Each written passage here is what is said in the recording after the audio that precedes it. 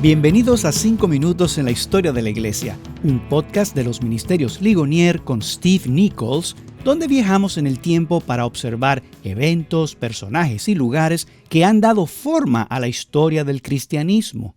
En este episodio iniciaremos una nueva serie a la que llamaremos Tendencia, pero no trataremos las tendencias variables de nuestra cultura actual, sino más bien hablaremos de lo que fue la tendencia durante el siglo X. ¿Qué gran movimiento o gran idea dominó el debate y dejó su huella? Podríamos mencionar un sinnúmero de cosas, pero en particular estaré haciendo referencia al monasterio de Cluny en Francia. Los líderes que establecieron este monasterio a principios del siglo X lo vieron como un lugar de reforma importante para la iglesia. Lo vieron como un lugar de restauración para la iglesia. En el siglo X, la iglesia había sido testigo de un declive cultural significativo. En el siglo anterior, los vikingos habían saqueado y destruido prácticamente todo a su paso. Hacia el final de ese siglo, muchos de estos líderes nórdicos se convirtieron al cristianismo y se establecieron, pero quedó la secuela de la carnicería que habían infligido. El siglo X fue también una época de agitación espiritual, ya que el papado estaba entrando en un periodo de profunda decadencia. Entonces, el monasterio de Cluny se estableció para volver a encarrilar la iglesia y como un movimiento de reforma. Entre los muchos líderes de Cluny, uno se destaca, Odón. Odón permaneció en el cargo desde el 927 hasta el 942. Hizo hincapié regresar a la regla benedictina, que aportó la vida monástica, una estructura fuerte con énfasis en el trabajo y la oración. También se enfocó en la adoración e incorporó el arte de manera considerable en las estructuras de las iglesias en el siglo X, como forma de facilitar la adoración. Estaba muy comprometido con la idea de la belleza y de incluir esta en el culto de adoración.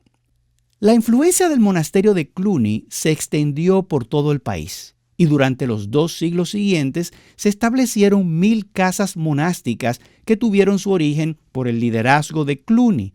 Así que el monasterio en Cluny es uno de los elementos y movimientos importantes que fueron tendencia en el siglo X.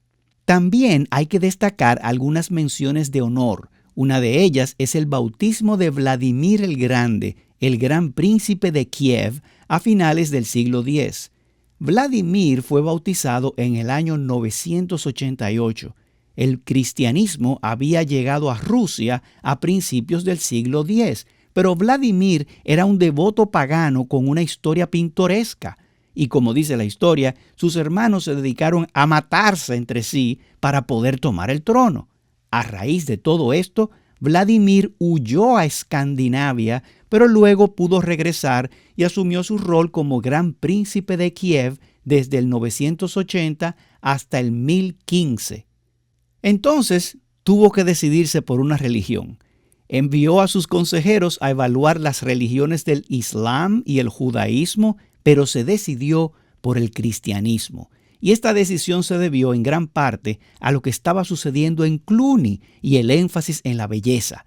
Entonces Vladimir fue bautizado en el año 988 y aunque gran parte de Rusia ya estaba aceptando el cristianismo, su bautismo aceleró este proceso.